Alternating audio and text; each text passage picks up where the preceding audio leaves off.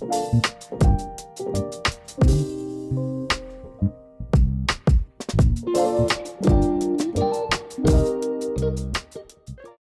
a certain kind of silence that hits really hard when your steady source of creative expression is gone.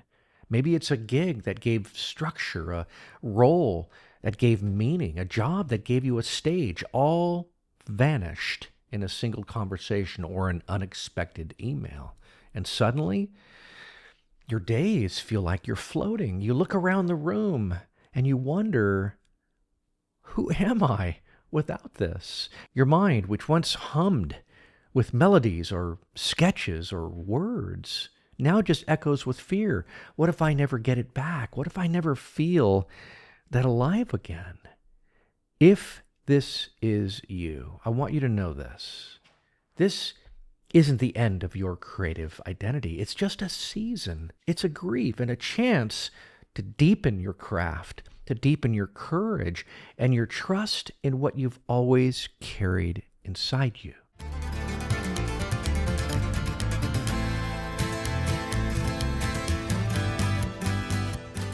So let's start by talking about accepting that it's a real loss. Creativity isn't just a hobby. It's a vital sign. When you lose a job, when you lose a project that gave your gift an outlet, you're not just losing income. You're losing connection. You're losing routine and a place to pour out your soul. So, name it for what it is. Grief. Don't gaslight yourself with, it wasn't that big of a deal. It was a big deal. It mattered. And it's okay. It's important to feel sad, to feel angry, or even unmoored. Grieve it well so it doesn't calcify into bitterness or even shame. Now let's talk about how to befriend the fear. Of course you're afraid. Fear always shows up when the future looks foggy, right? But fear isn't a prophet.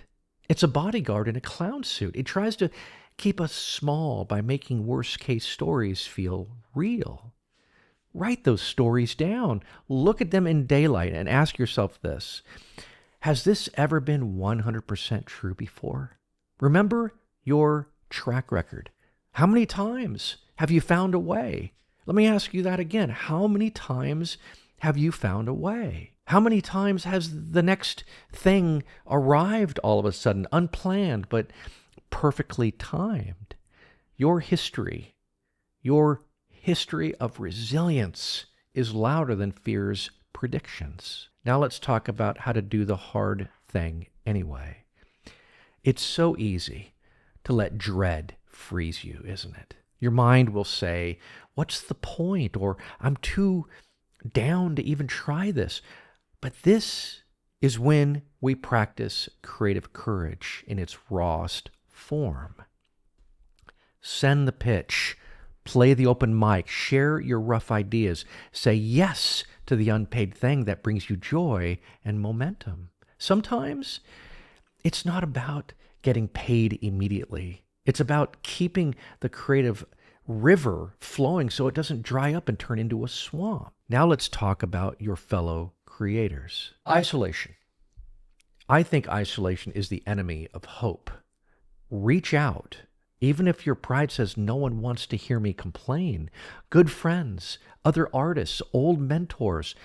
These are your creative comrades. They remind you of who you are when you forget. Let yourself be seen. Let someone say, I've been there too. You won't stay here forever. Now let's talk about trusting the seasons.